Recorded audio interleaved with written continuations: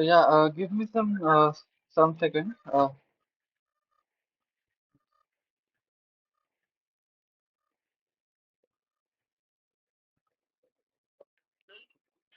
Just a second. I am actually fixing my tab uh, because the Apple Pencil is not working for some reason. So give me some time. I will figure it out and then I will start.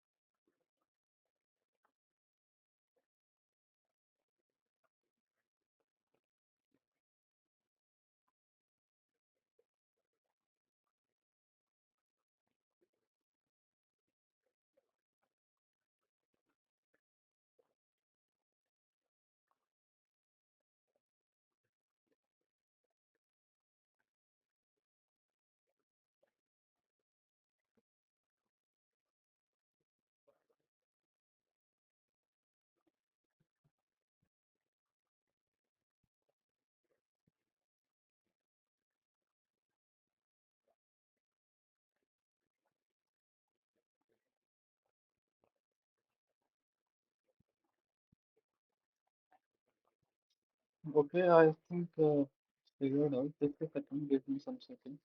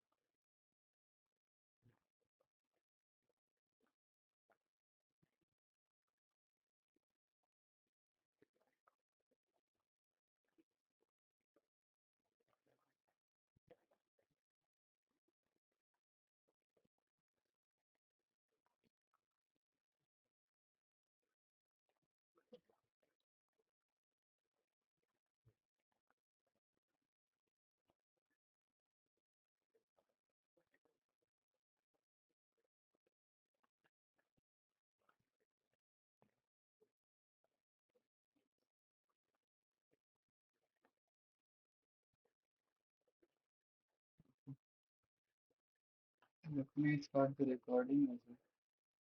So the recording is going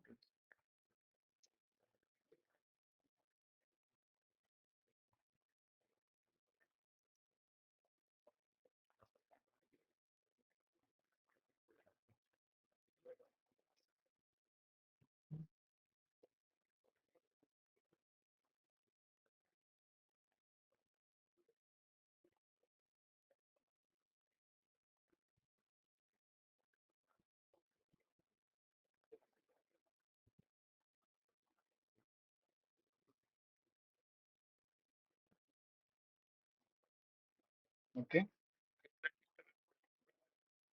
Yeah, yeah. I know I can start. I'm just uh, making sure that everything is fine.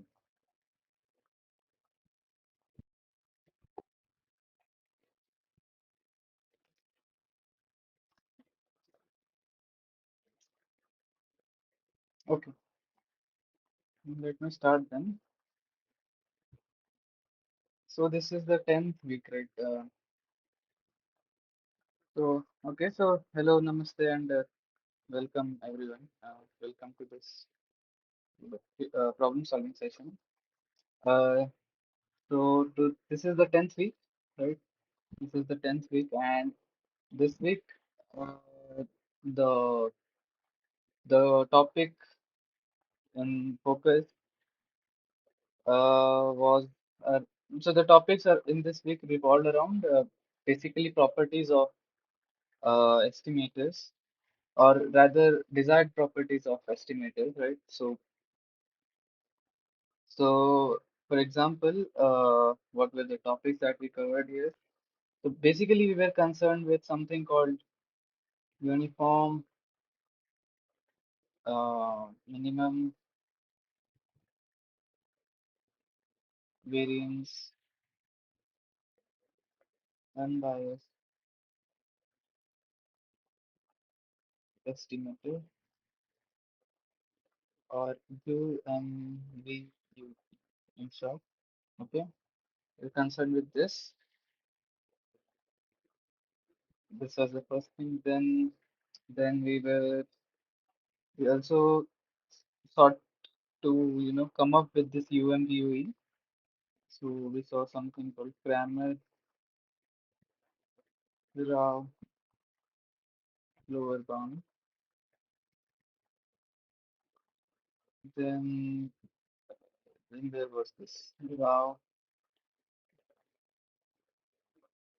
Blackwell theorem, which sort of helps us to come up with this unbiased UMBUE. Okay. However, this thing itself requires two concepts. The first one is sufficiency.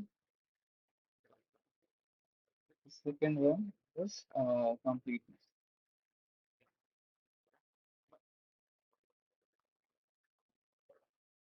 Uh, then a stronger version of Rao-Blackwell theorem was something called Lehmann-Sheffield theorem. Lehmann-Sheffield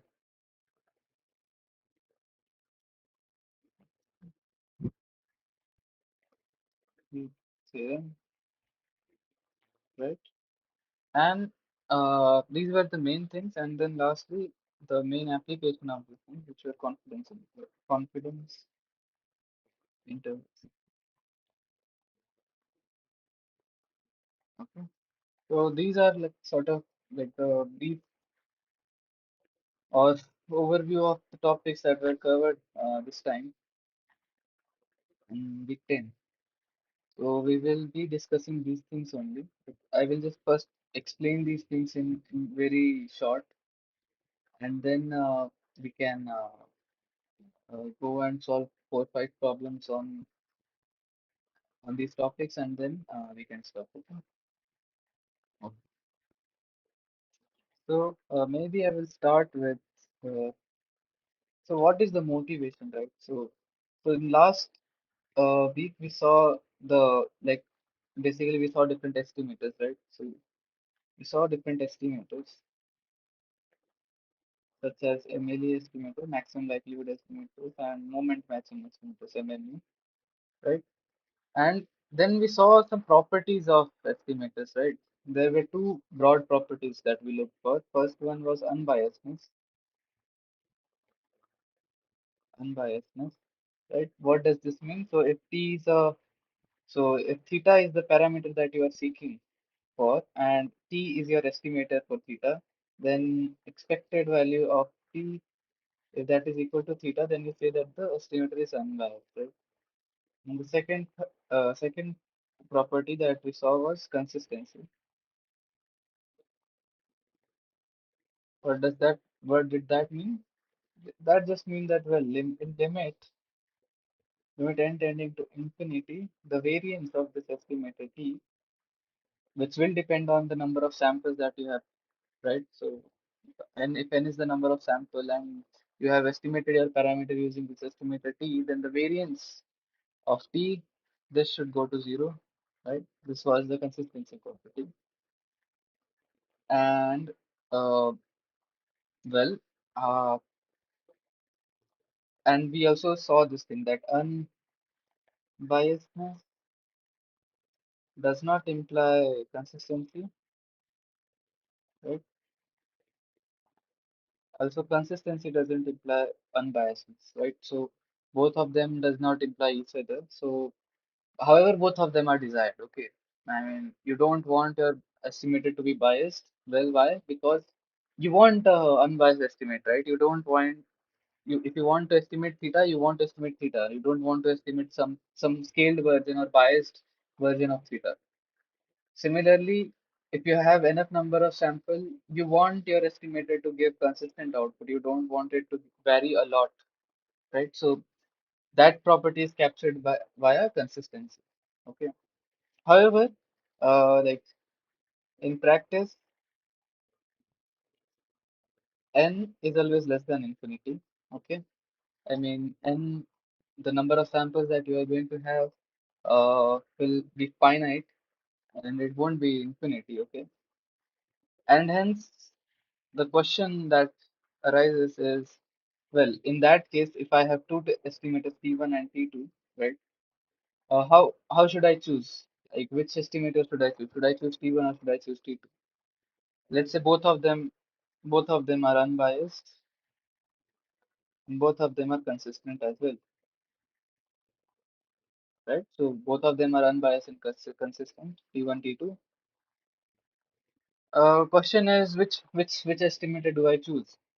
So one criterion to choose, like make a choice if you have multiple estimators available to you is to, so unbiasedness is something that both of them satisfy, right?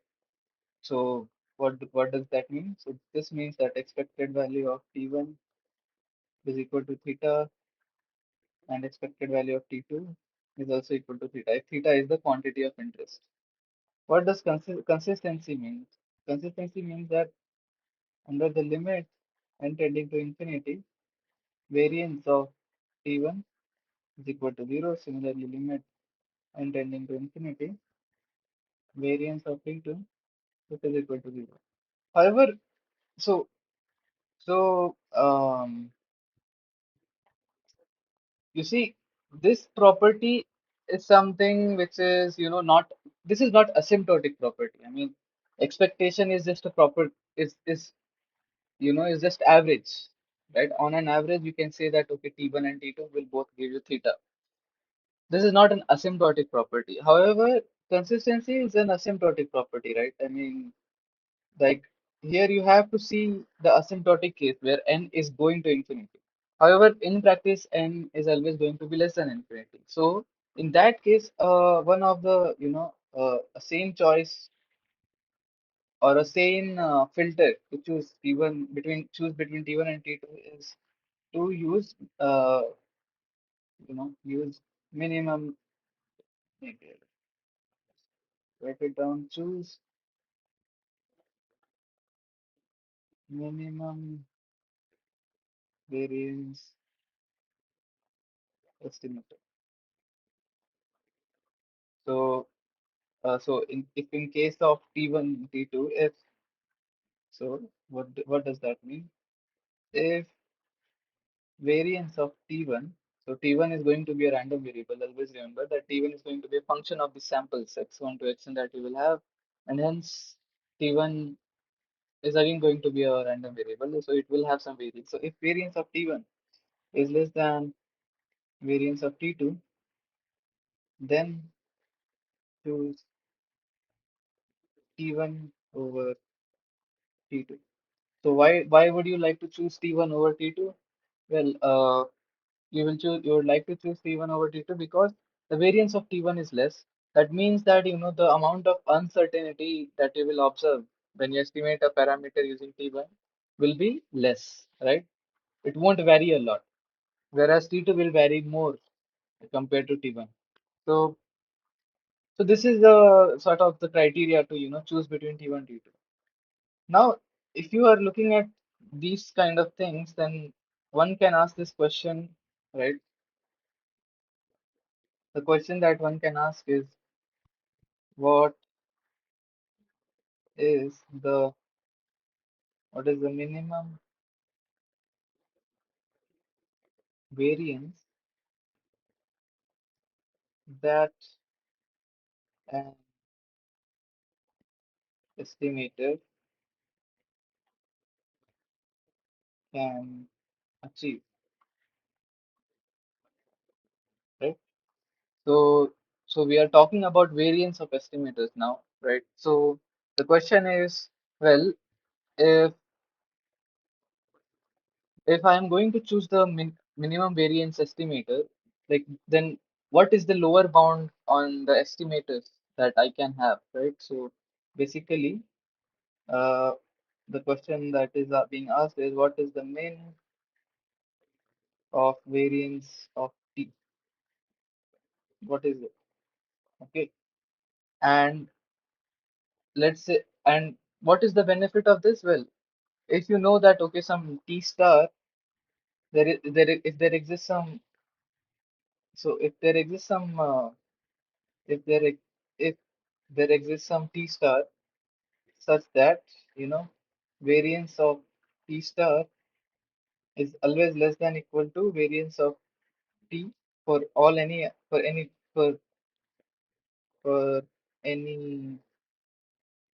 or maybe you can say for all T, right? Right. So basically if there exists a T star that you have found, okay, and it has the minimum variance compared to any other estimator that you can find, then it's a good thing, right? I mean, that will be your minimum variance estimator. However, again, just having minimum variance is not enough, right? If you have minimum variance, then it is possible that you also want unbiasedness, right? So maybe I'll just write minimum variance is not enough, right? Because you also want this unbiasedness, also need unbiasedness,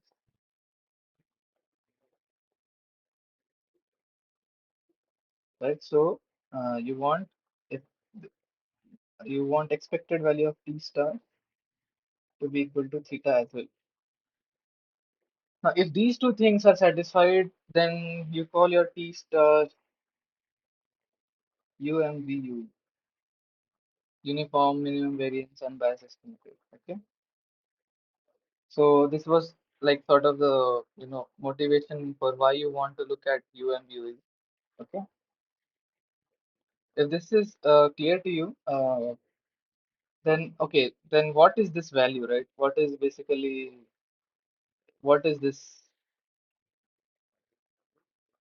The next question is, then what is minimum variance of P? What is this value? Well, now to calculate this, there are several lower bounds. Okay, so basically, what do you want to do is you want to lower bound the variance of P. So you want to find an L. Okay, you want to find an L such that L is always less than equal to variance of t, right? Now, L should be something meaningful because if you put L equal to 0, it satisfies this condition, but it's not meaningful, right? It's rubbish. You don't want it. It's a trivial lower bound. You want some meaningful lower bound. So for that, there are several techniques or theorems that one can use. So the first one that you might have looked at is something called Cramer-Rao lower bound.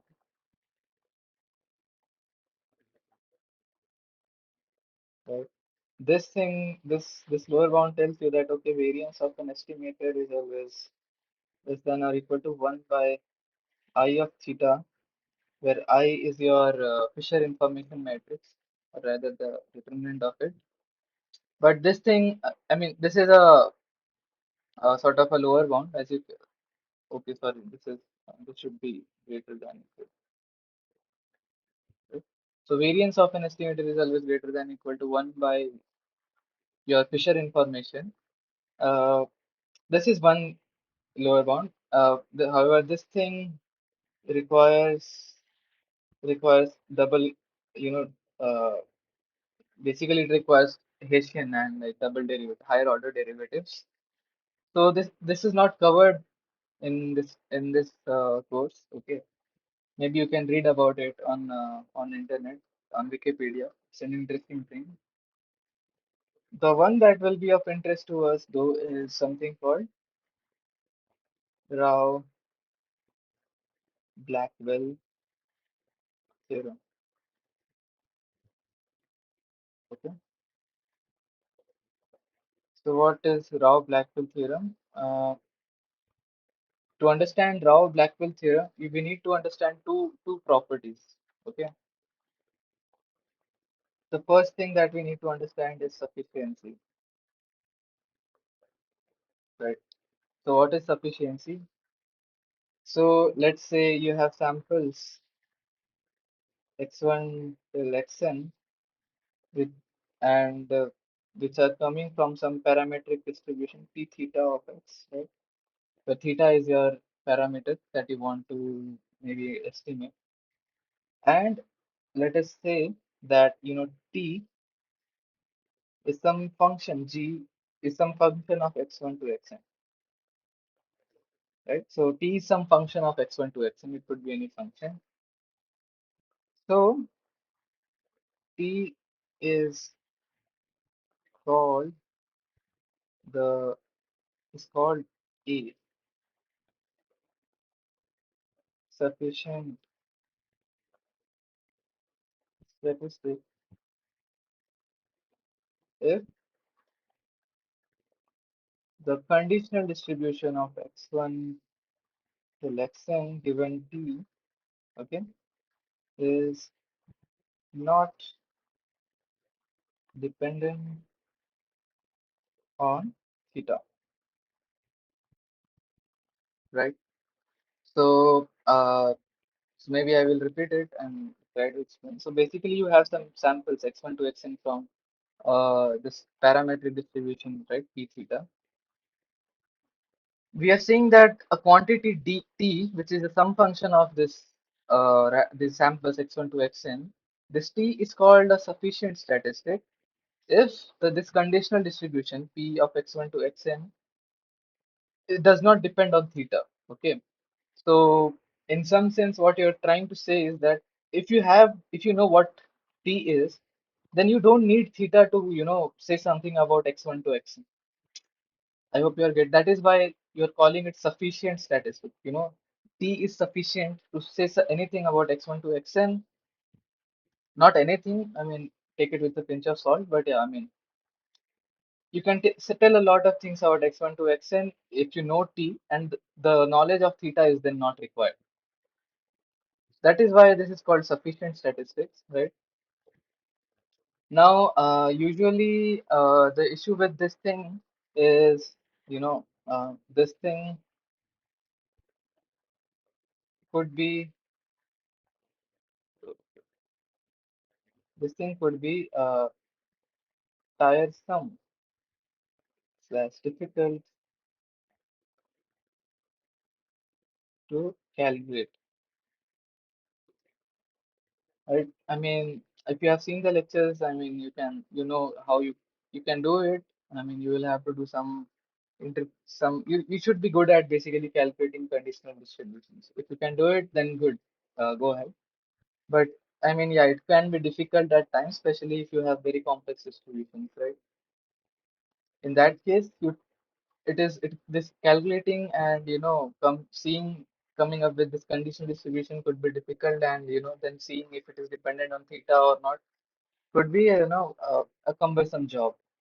So for that you have you know there is something.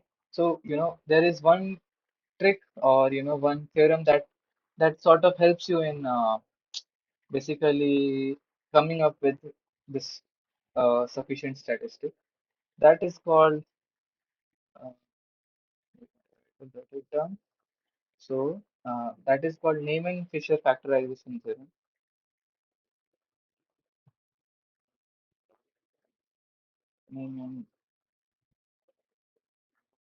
Neyman-Fisher factor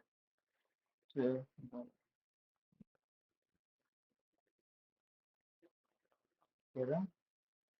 So what does this theorem tell you? So it basically gives you one way to calculate, come up with the sufficient statistic. So let's say you again the same setup. You have x1 to xn, right? You calculate the likelihood of this sample. So you basically calculate the product of p theta of xi, I going from 1 to n. Okay. If this product, comes up, has a form of g of p of x comma theta into h of x. Okay. If this kind of thing holds, okay, so you calculate the likelihood of the all the samples that you have, and that likelihood takes this kind of form, right? Where you have the first term is a function that is dependent on some t of x and theta, and the second term is just dependent on x. It is independent of theta. Okay. If this kind of thing holds, right, in that case, this implies that t of x, this function t of x, is actually sufficient,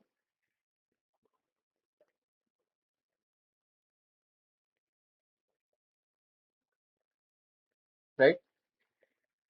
Um, so this is the Neyman-Fisher factorization theorem.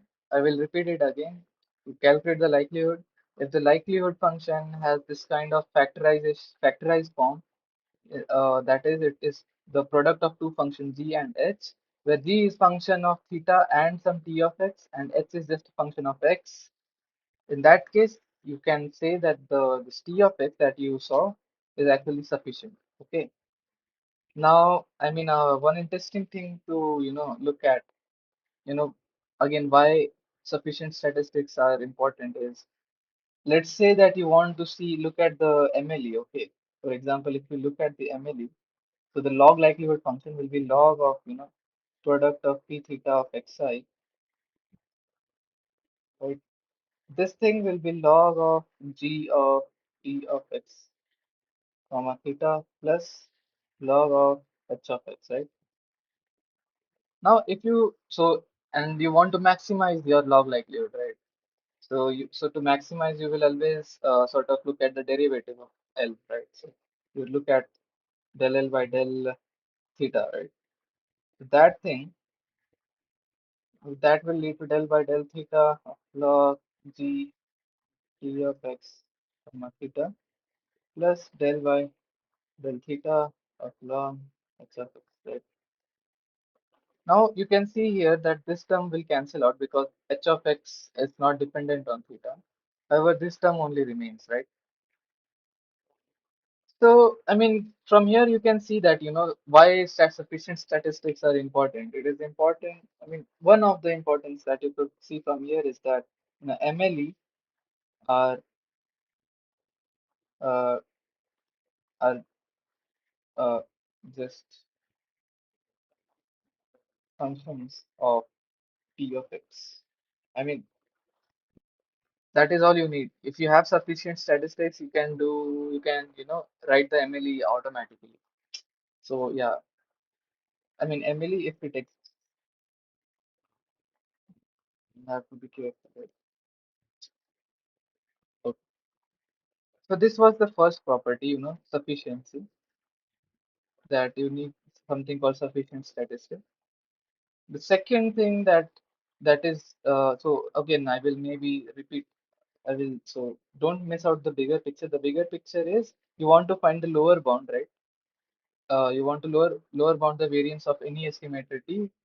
And Rao, we are going to see what the Rao-Blackwell theorem is, right? And for that, we need the concept of sufficiency that we just saw. This was the definition of sufficiency. However, I mean, and this Neyman-Fisher factorization theorem kind of gives you a good, simple and easier way to find out this sufficient statistic. And I just showed you some, this thing that why sufficient statistics is important. Okay. So apart from sufficiency, we need one more thing, that is completeness. Completeness,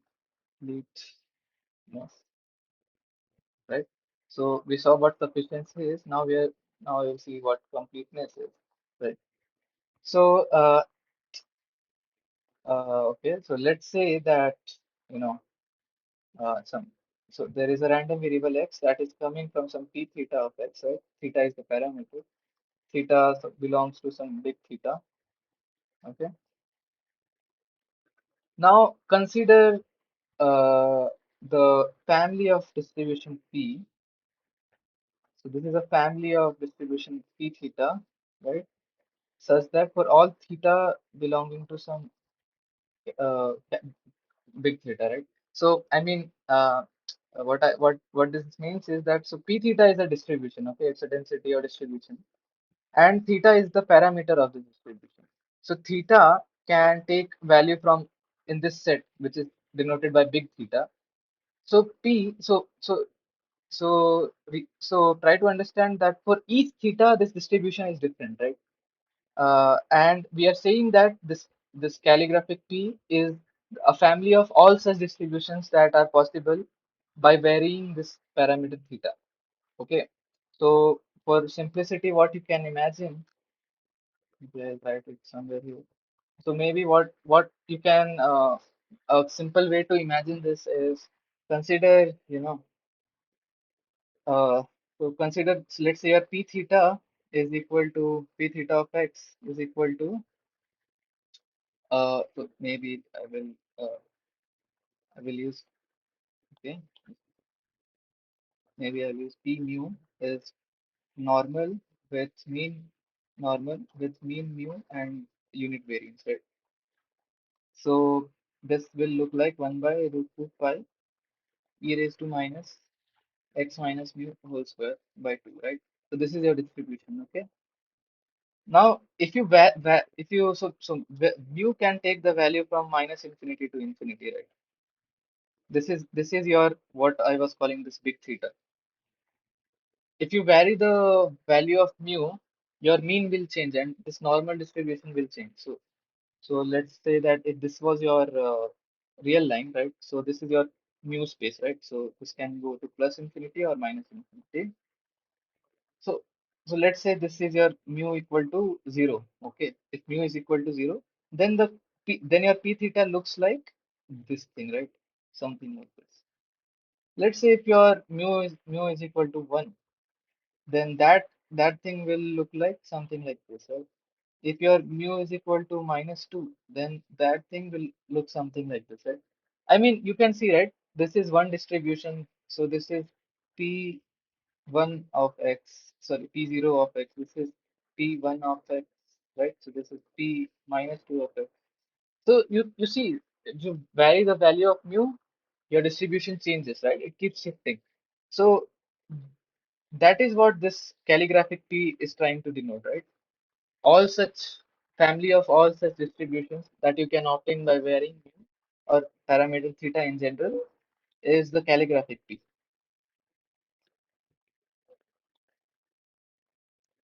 Okay, so you have this P. Okay, then then we say that P. Then we say that P. Okay, is complete. We say that P is complete if for any function g. Okay, if for any function g, expected value of g of x,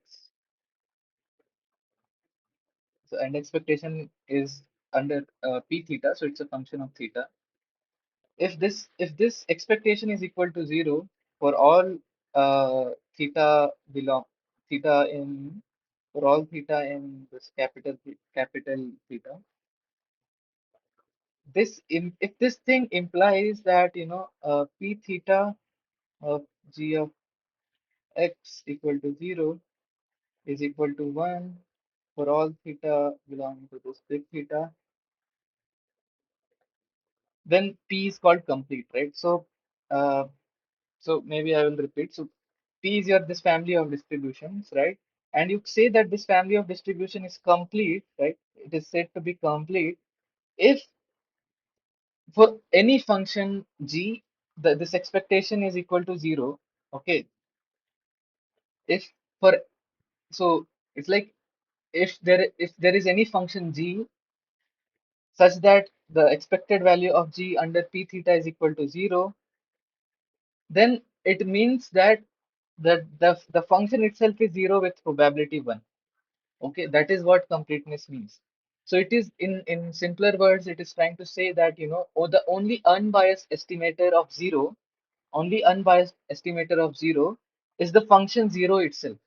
So if you want to get a so if you want to look at some quantity whose expected value under this p theta is 0, right? That quantity with probability 1 is going to be the 0 function itself. There is no other function that will give you 0 expected value other than the function 0 itself. That is what it is trying to say. So that is what completeness means. Okay. So so I have explained to you the sufficiency, right, and completeness. Now using these two, if we if we know these two, then we can proceed and see what Blackwell Rao Blackwell theorem is. So the Rao Blackwell theorem, now I will just state that, right? So Rao, I will not state it very rigorously. Just just mention it. Rao Blackwell theorem, right? So Rao Blackwell theorem, what it tells you is that if d of x, okay, is if d of x is some unbiased estimator for g of theta. Okay, so theta is your like some parameter, and g of theta is what you want to estimate, and the estimator for that is your d of x. Okay, estimator for that is d of x. Okay, additionally, you know that t is a sufficient statistic, sufficient statistic. Okay, if you have these two things, right?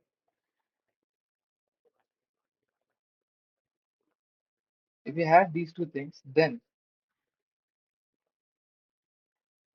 a new estimator, okay, h of t,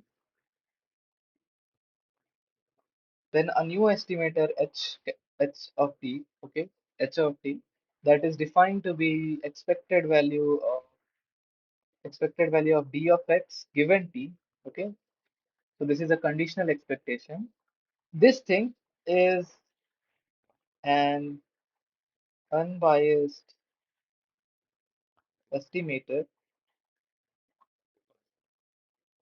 for g of theta. Okay, so basically what you're saying is that you have one estimator which is d of x, and you know what is the sufficient statistics. Then take the conditional expectation of this d of x with respect to, conditioned on this sufficient statistic t. Then this new estimator will h of t is again an unbiased estimator of g of theta. Not only that, and the variance of h of t, right?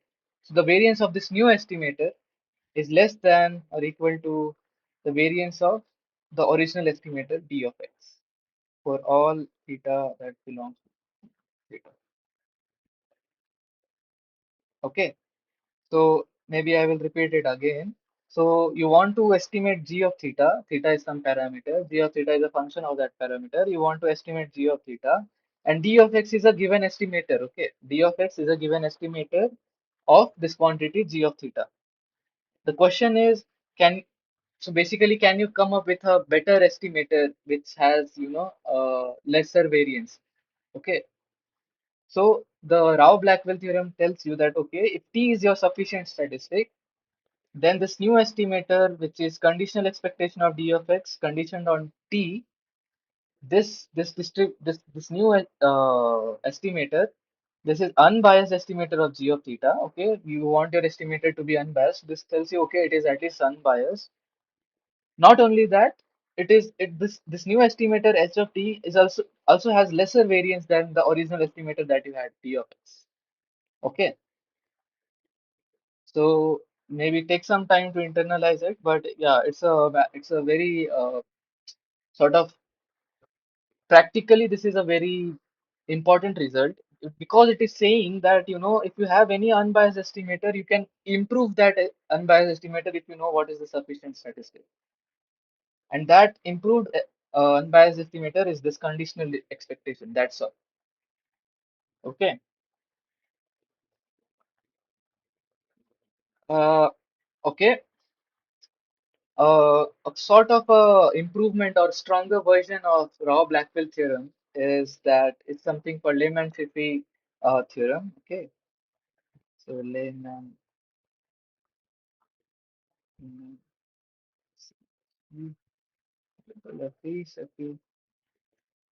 theorem. Okay. So what does this theorem tell you? So this is just a sort of stronger version of Rao-Blackwell theorem. Okay. What does this thing tell you? So Rao-Blackwell theorem only makes use of sufficient statistic. Okay. I mean, it only assumes that T is sufficient. Well, what if you also know that, T is also complete? Okay. I mean, you know something about the completeness of this estimator.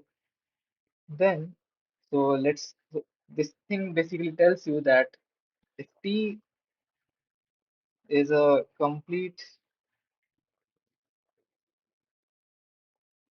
and sufficient sufficient statistic. Okay, if T is a complete and sufficient statistic, then then any function of this this statistic, okay, any function h of this statistic t, this thing is umvue. It's a minimum variance unbiased estimator for its expectation g of theta, which is equal to e expected value under t theta of h of t. So So what this thing is saying that, okay, let's say that T is not only sufficient but it is also complete, right? If that is the case, and let's say you want if your g theta, the quantity that you want to estimate, right? Here g theta was the quantity that you wanted to estimate, right? This if this quantity is the expected value of h of t, then h of t itself is the MVUE, the minimum variance unbiased estimator, right? And so basically what it's saying is that you cannot have a better estimator than h of t itself. Any function that you come up with, anything that you come up with uh will be cannot be better than h of t. So this is again sort of stronger version because it directly tells you. So remember, Rao-Blackwell theorem didn't tell you what is your minimum variance unbiased estimator, right? It just told you how to improve your estimator, and the way to do it was take a conditional expectation. That's all. However, Lehman-Sheffey theorem tells you that if your g theta is actually the expectation of this thing, then this thing h of t itself is the minimum variance unbiased estimator. However, to do this, it also assumes that T has to be complete. Okay, so okay, and this was kind of the good stuff. Uh,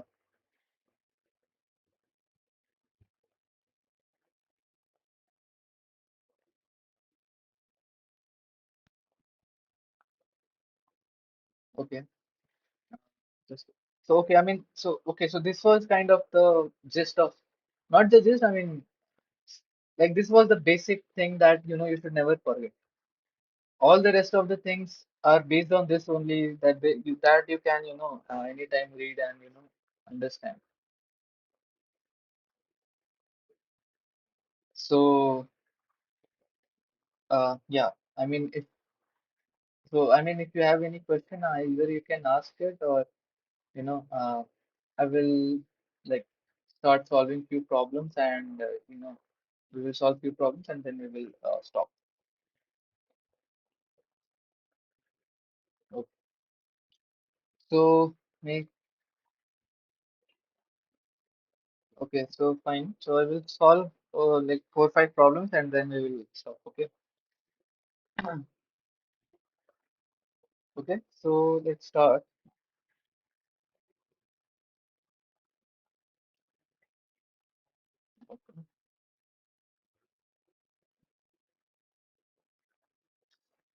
Okay. So let's look at first problem. Okay.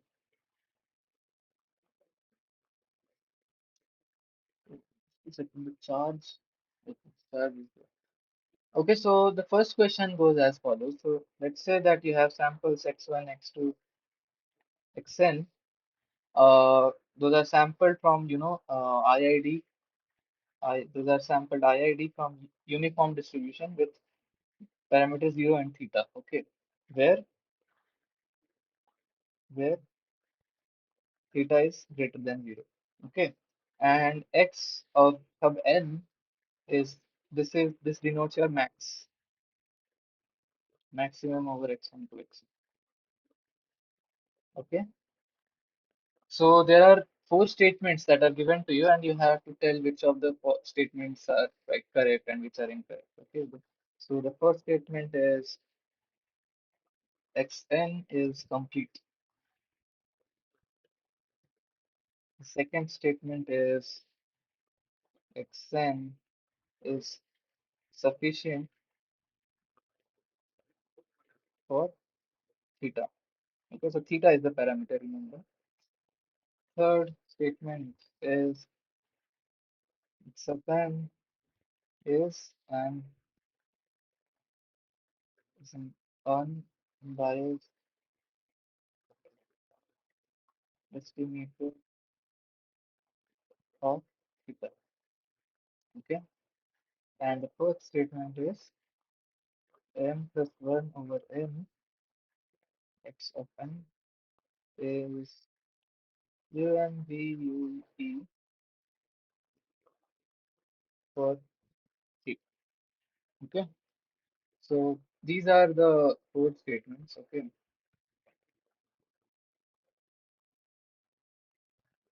You have to basically tell which of these are correct and which are incorrect and stuff like that. Typical MCQ type question, right?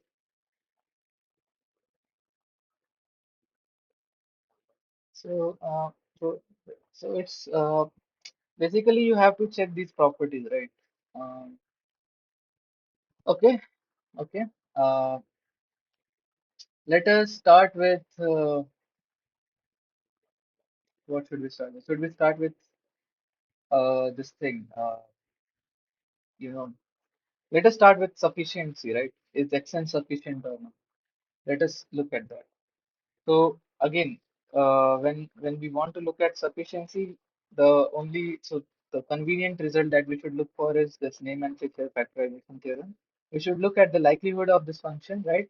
And we should see if this likelihood function has this sort of factorized form or not. So let us see. So okay, what will be the likelihood, right? So let's say what is the likelihood L f of x1 x2 till xn, right? Let's call it L. This thing, this will be nothing but what? Uh, if there are n of them, right? So one would be tempted to say that this will be just 1 by theta raised to n, right? So because each of the so okay, maybe but this will be product of p of xi, right? P theta I going from 1 to n. This will be 1 by theta raised to n, right? And then you will say that okay, there is nothing, that the factorization is not happening, so it's not. However, you need to be careful here, right? Because uniform distribution has the this 1 by theta raised to n only if all these xi's are between 0 and theta, right? So this that thing is not taken into account here, right? So you just have to be a little bit careful. This thing is actually equal to what? So this thing is actually uh,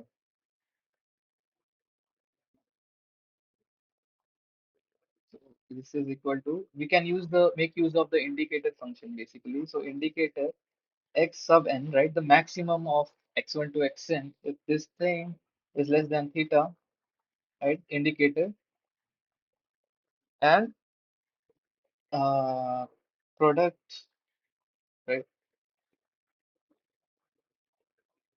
Product. Uh, what? You also want xi's to be greater than zero, right? I mean, if these are so, if the maximum is less than theta, then fine, they are less than theta. But you also want them to be greater than zero, right? So you can just write that as product indicator xi greater than 0, I equal to 1 to n, right, times 1 by theta raised to n. That's it,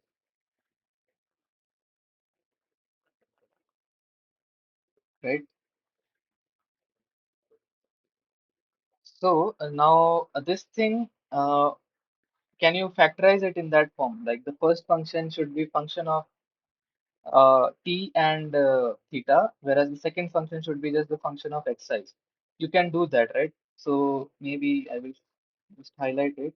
So this thing is a function of x sub n, like, right, max of x size, that is x sub n, and this thing is function of theta. Now, but this middle term is just a function of x size, right? So now you can like come up with this function, right? So just rearrange it. So this thing is product of indicator xi greater than 0, I equal from 1 to n, right? Make this thing the first function. The second function is indicator x sub n less than theta into 1 by theta raised to n. So this thing is your function of h of x1 till xn, right? And this thing is your function g of x sub n comma theta. So this type of factorization is happening, right?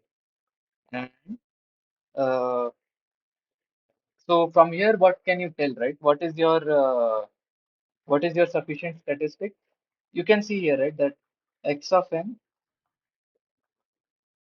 is equal to, so I mean, so this is your basically sufficient statistic, right? Because x of n is what you are getting.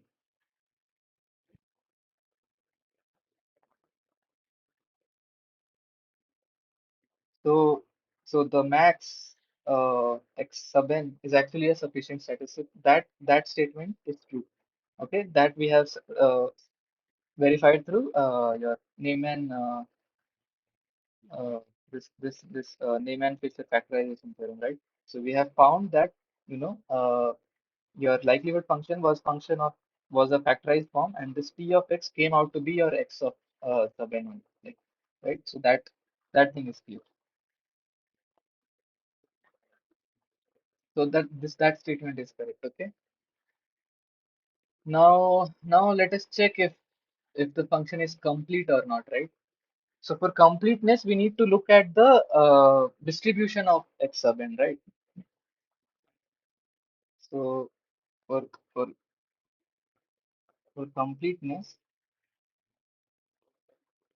you need to find the distribution of fxn of x, right? We need to find out this, and if that thing, if that those family of distribution, if that is complete, then we say that xn is complete, right?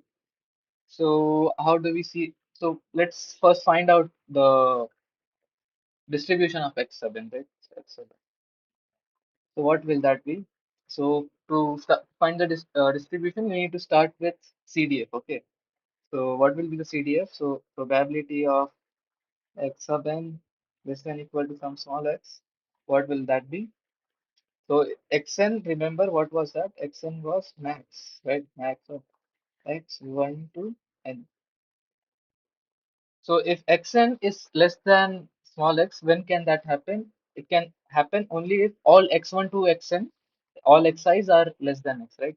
So that is equal to probability that x1 is less than equal to small x, x2 is less than equal to small x, so on till xn is small less than equal to small x, right? Now since x1, x2, xn are all these are independent, this will become probability of x1 less than equal to small x, probability x2 less than equal to small x, times probability xn less than equal to small x, right? Okay. Now, what is the first term? So, and now x1, x2, xn, all these are uniform 0 theta, right? So, we know the CDF of uniform distribution. What is that? That is just x by theta, right? X over b minus a. And this is multiplied n times. So, this thing to the power n, right? And this is possible only if x is between theta and 0. Okay. This is something that you should remember. Because if x is greater than theta, then all these probabilities will become 1, right? And that this thing will become, you get it, right? Simple. Uh, okay. So this is the CDF. You need to find the PDF, right? So what will be the PDF of this thing? So f x n of x, that thing you have to differentiate this thing with respect to x, right? What will that become? N x raised to n minus 1 over theta raised to 1, right? If 0 x, if x is between 0 and theta, right? So f x n of x, this thing is equal to n x raised to n minus 1 over theta raised to n. If x is between 0 and theta, it is 0 otherwise, right? So this is your density function. Now to find to check the completeness, you need to find you need to see what is the expectation of any function g of xn under this thing, right? So remember what was completeness, right? Completeness was that if this thing implies this thing, then you say that your this distribution is complete, right? So what is this thing? This is the expectation of g of x under uh, expected value of g of x, right? You have to see if that thing implies that the g of x is equal to 0 with probability 1, right? If that happens, then we can say that okay, the this xn is actually uh, sufficient. sorry, complete. So suppose, so you have to start with this thing, right? Suppose this thing is equal to zero, right? For all theta greater than zero, right? Then this implies that what is this expectation? This is actually an integral over zero to theta, right? G of x, right? N, and what is the PDF of xn? We just calculated it. It's n x raised to n minus 1 over theta raised to n, right? Dx. This thing is equal to 0 for all theta, right? That is what we know. Now from here, what can we say, right? So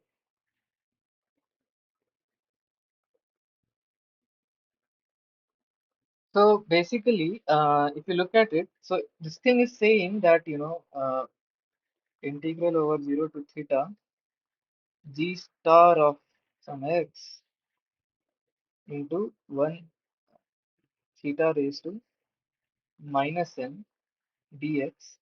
This thing is equal to 0 for all theta, right?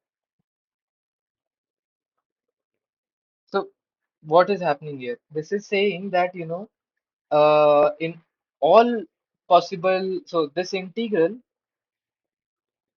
so in any possible measurable set, okay, in any measurable set, this thing is saying that, this integral, this thing is equal to 0. When is that possible? So maybe I will repeat it again, right? So it is saying that in any interval 0 to theta, in any interval 0 to theta, which is measurable, it is saying that, this integral of this thing is equal to 0. Now this thing is only possible if this coefficient itself is equal to 0. If this coefficient, the integral of this coefficient itself is equal to 0. G, g star of x dx, if this is equal to 0. That implies integral 0 to theta. What was g star? It was g of x times x raised to n minus 1. There was an n outside that you can ignore. That is equal to 0, right? Now, again, from here, you can again use the same statement, right? Uh,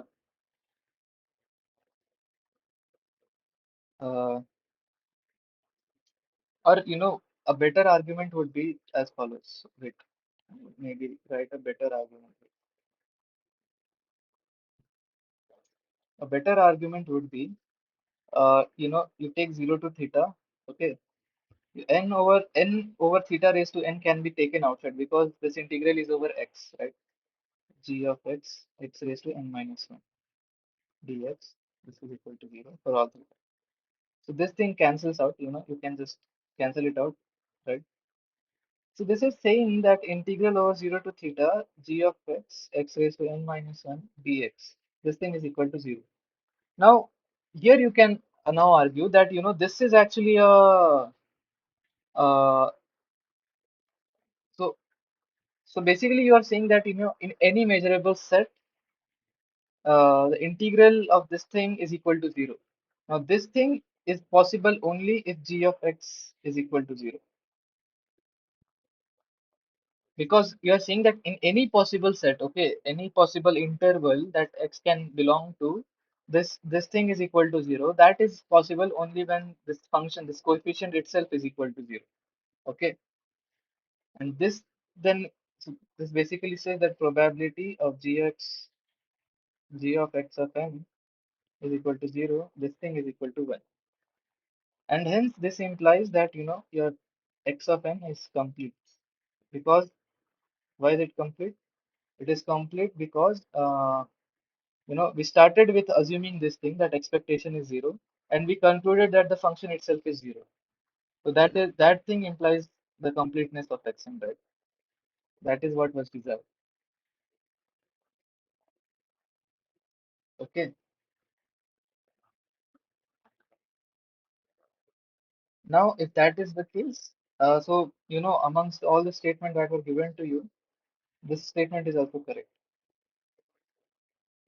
Now, let us see. Let us look at the fourth statement, right?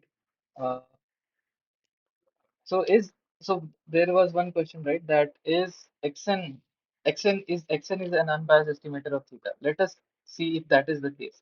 So if xn is unbiased, then expected value of xn should be equal to theta itself, right? So what will be the expected value of x of n? That thing is equal to integral 0 to theta x, right? N x raised to n minus 1 over theta raised to n dx, right? This thing is equal to what? Uh, so this will be n over theta raised to n integral 0 to theta x raised to n dx, right? This thing is equal to what? Um, n over n plus 1 theta raised to n plus 1 over theta raised to n, that is equal to n over n plus 1 into theta, which is not equal to theta, right? You want your expected value to be equal to theta.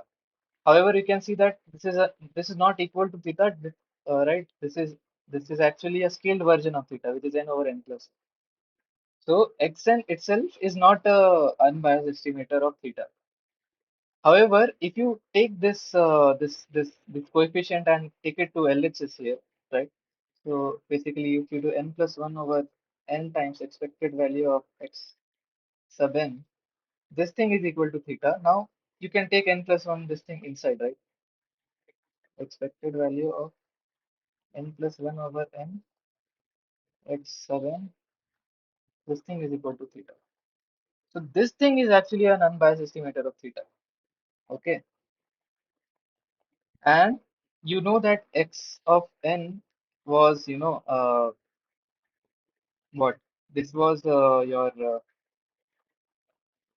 well, now you can simply use that theorem, right? Lehman-Sheffey theorem that xn, x sub n here is actually a complete and sufficient statistic that we already proved, right?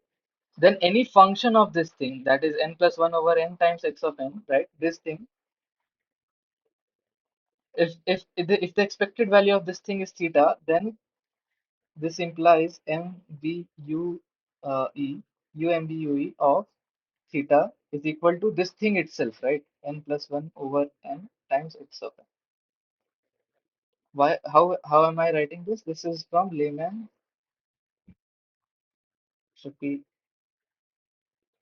theorem, right? So remember what Lehman-Sheffey theorem told us, right? It told us, it tells us that, if T is your complete and sufficient statistic, in that case it was x of sub n, right? It proved that it was complete and sufficient, right? If that is the case, then any function of xn, so that was n plus 1 over n times x of n, right? That was your h, this function. And this thing is UMGUE of its expectation, right? So g of theta, which is expectation of this thing. So we saw expectation of n plus 1 over n times x of, so then this thing what it came out to be theta, right? So g theta was theta itself. So UMBUE of theta was this thing itself. That is what this theorem tells us, right? So amongst all the statements that were given to you, the last one was correct. However, this one is not correct, right? Because we saw that xn is a biased estimator of theta. It's not an unbiased estimator. Okay, so that was the first problem.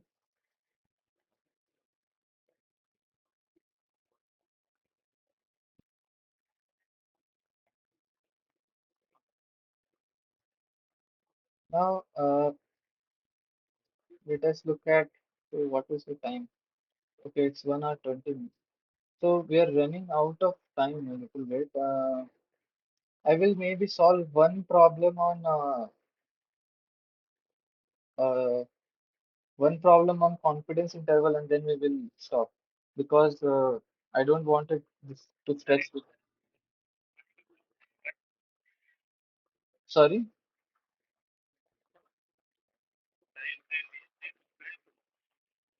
Yeah, the time, yeah, 3 to 5 p.m. Yeah, that is the time. However, the thing is that I cannot stretch it beyond 4:30. Okay, because I have some work to do. So that is why I am insisting on solving one more problem on confidence interval and then stop. Because today I think I spent a lot of time on explaining the concepts and solving the problem. Is that fine?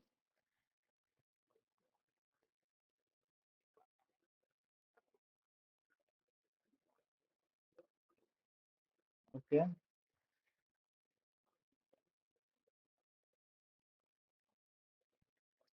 So where is this problem from? Can you tell me?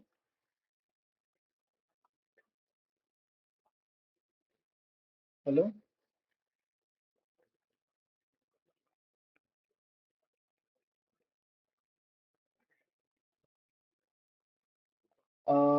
Because someone had told me that I am discussing problems that are there in the uh, this thing assignment, and someone had complained actually in the form through the form. So I'm just a bit hesitant. Like, let me just verify these questions are not good. Is that fine?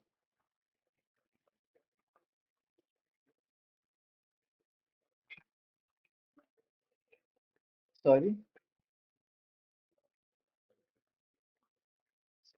sorry. Both your voices are coming. Can only one of you speak?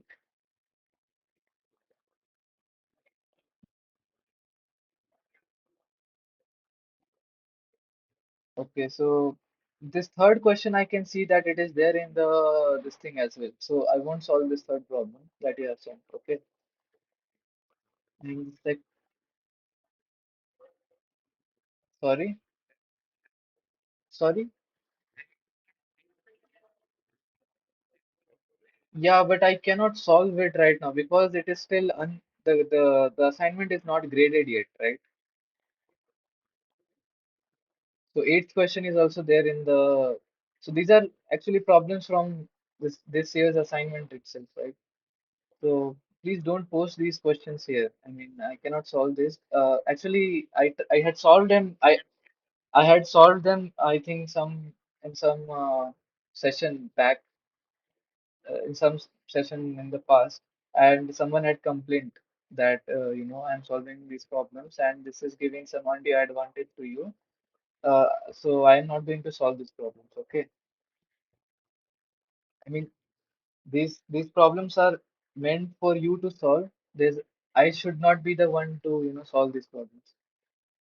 If you have some theoretical doubt, you can ask me, or I'm solving some problems. If you don't understand something from what I am solving, then you can again ask me. But please refrain from doing these things. Otherwise, I can also complain that you are asking these kind of things. And please don't do these kind of things. Okay, please.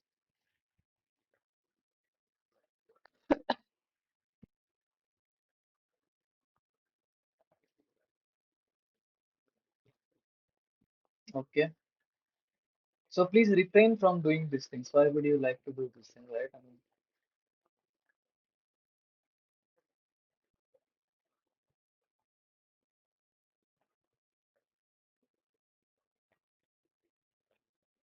okay. So maybe I'll take one or two more questions, and then we will stop. Okay. So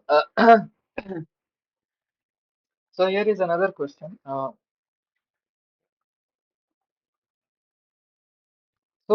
Just as another side note. So Sai, so the other problems that you had posted, I have seen you do post these questions regularly on chatbot.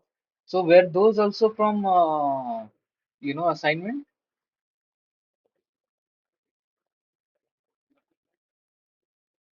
Hello?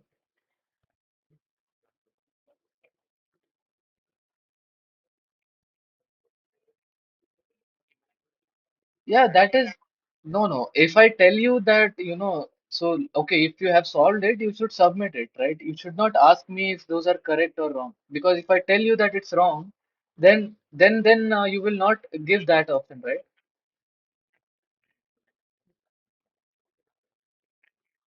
Yeah, I have seen that. Yeah, yeah. I just saw those things. So that is why I'm saying ki,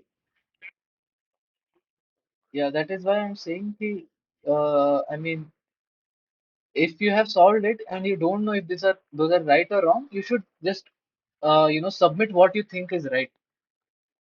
If it is wrong, then you will get to know it is wrong, right? After the grading assignment is graded. But asking it like this is not fair. Okay.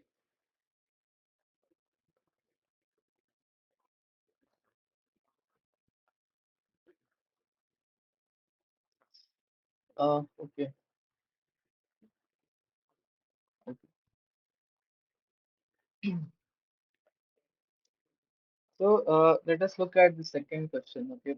Uh, uh, okay. So there is a manufacturing company. Okay, which manufactures soft drinks. Okay, and uh, so basically that manufacturing company it fills so it the so the manufacturing company uh so it basically produces cans in which soft drinks can be filled. Okay, so in the question it is given that uh, so it is so for the manufacturing company it is desirable that the standard deviation sigma of the filling filling process be less be less than 0.25 fluid ounces. Um, okay,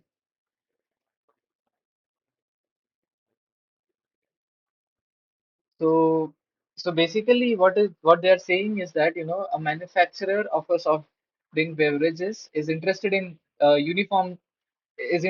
uniformity of machines used to fill the cans. Okay, so it is going to fill the cans with soft drinks. Okay, specifically, it is desired that the standard deviation of the filling process is less than 0.25 fluid ounces. Okay.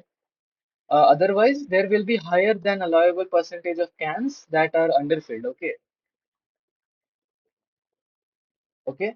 So, you can say, so it is given to you that you can that assume that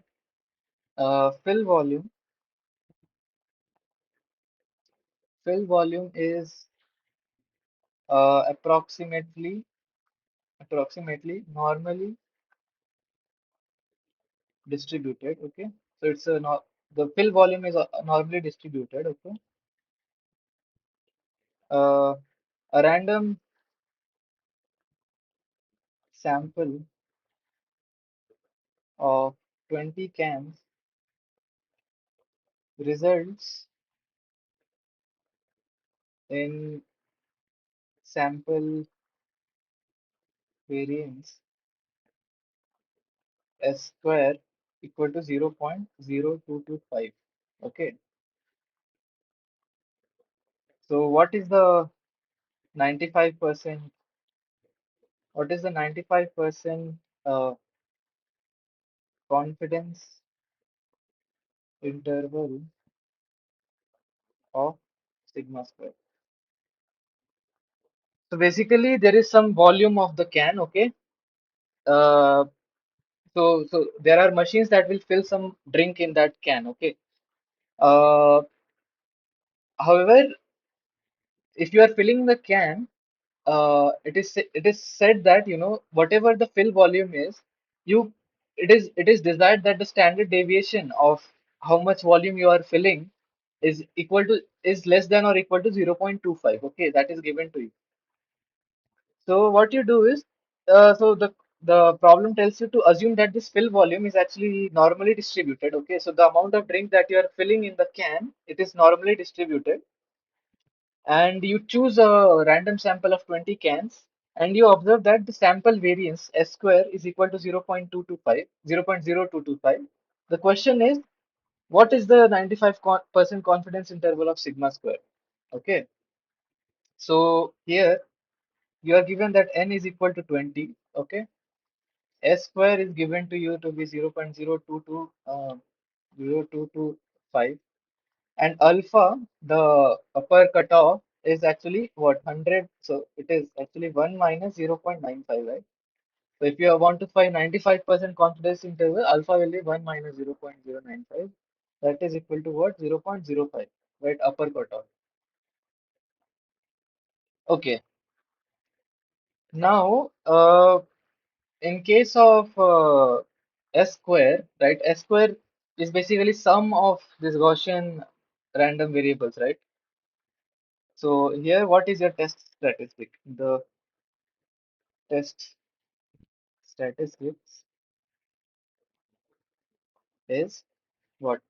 It is n minus 1 times S square by sigma square, right? This is your test statistic, right? And we know, we have already solved this problem in previous problem solving sessions, that this thing S square. So if you remember what was S square, right? S square, this thing is equal to 1 over n minus 1 summation xi minus mu whole square I equal to 1 to 20, right? This is what S square is. So we know that, if xi's are your Gaussian distributed, and so this n minus 1 s square by sigma square, right? So if you multiply it by n minus 1, this thing will cancel off, and then you divide it by sigma square, right?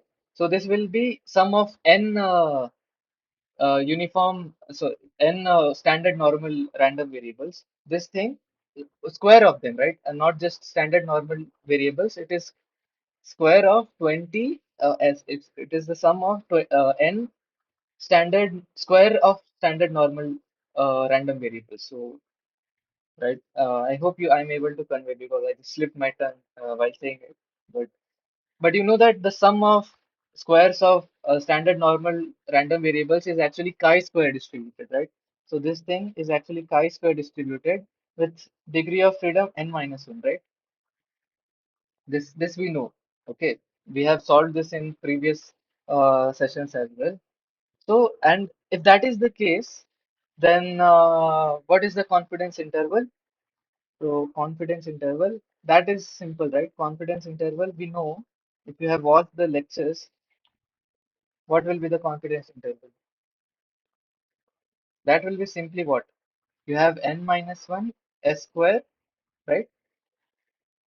However, this time you divide it by the 1 minus alpha quantile of chi square, right? So that will be chi square alpha by 2 times n alpha by 2 comma n minus 1 comma n minus 1 s square over chi square alpha 1 minus alpha by 2 this time, and n minus 1.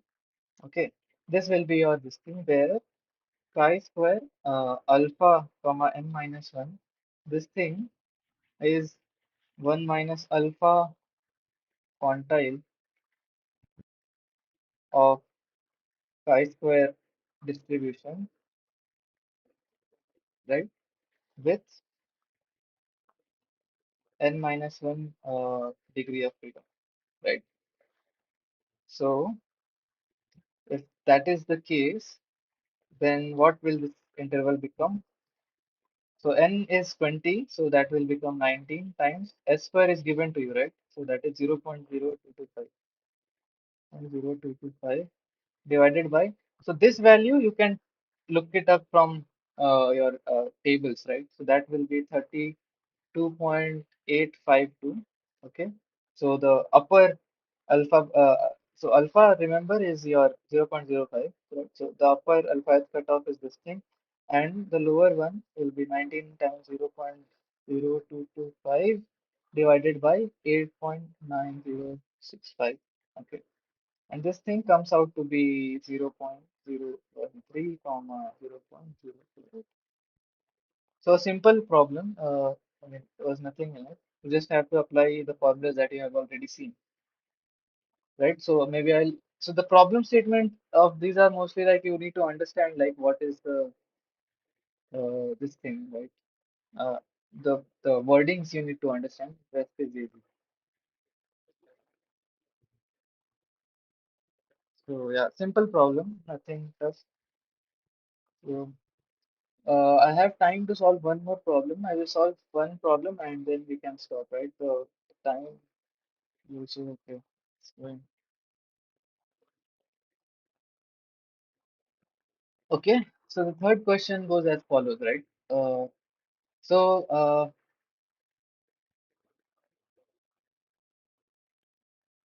okay.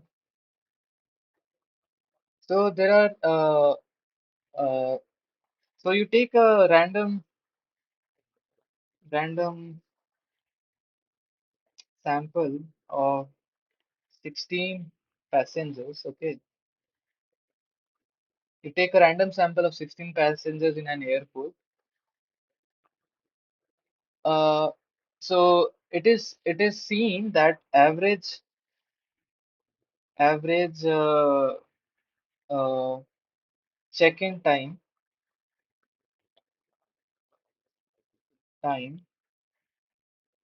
is equal to 30 minutes for these passengers. Okay. So you take 16 random passengers and you see what is the time that the passengers wait to do check-in. Okay, that you find to be 30 minutes. Okay. So now assume that this waiting time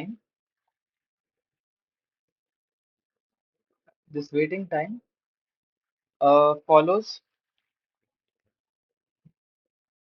normal distribution. Okay, with standard deviation equal to 3 minutes. Okay, so the standard deviation is given to you.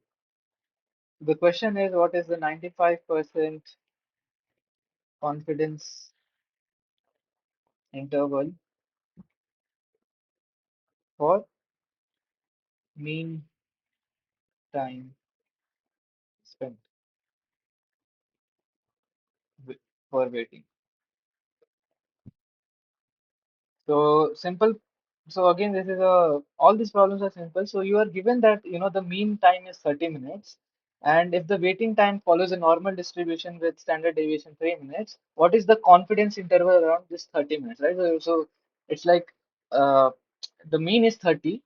However, it can uh, if you want to say with some confidence, right? If you want to say with 95% confidence that the mean time is the actual mean is also 30, what will that confidence interval be? That is what is asked. So here your n is equal to 16 because you had 16 passengers. X bar is given to you to be 30, right? So this thing. Alpha is again 1 minus 0.95, which is what 0.05, right? And sigma is given to you to be 3. So again, what will be the 95% confidence CI, confidence interval? It's simple, right? So when for normal distribution, it's again simple. You have to just do what? You have your X bar. The lower bound you will get by X bar minus sigma by root n uh, uh, Z alpha by 2, okay, comma X bar plus the same thing, right? Sigma by root n Z alpha by 2, where Z alpha by 2, this thing is uh, upper alpha, sorry, I didn't follow. Okay. So this is the upper cutoff point for uh, standard normal 0, 1. Okay. What will this thing become? So X bar is given to you, right? That is 30 minus sigma is 3, n is 16. So root of 16 is 4. And this thing, Z alpha by 2, you can look at the table, uh, standard Gaussian table, and that comes out to be 1.96. Okay, this will be the lower bound, like the lower end of this interval, and the upper end will be 30 plus the same thing. Uh, That thing now becomes, can I do this manually? So 4, what will this become? 4, 0.4 is a 16. 9s are 0.49 and 0.49 times 3. 0.5 times 3 is 1.5. Is it 1.47? Maybe. Comma 30 plus 1.47. So this thing I think will become 28.53 comma 31.47.